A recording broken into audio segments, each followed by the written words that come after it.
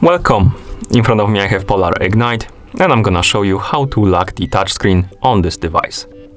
First, let's wake up the screen on our watch, and you can do it by pressing the back button. After you wake up the screen, swipe down from the top of the screen to open the shortcut menu or quick panel, and now you can scroll through this menu by swiping left and right. Find the lock icon, it's the one right here. And to enable the screen lock, simply tap on this icon.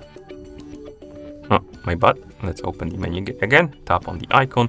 It should say locked. You should see the lock icon on the screen. And when you try to use the touchscreen, you won't be able to because the screen is locked.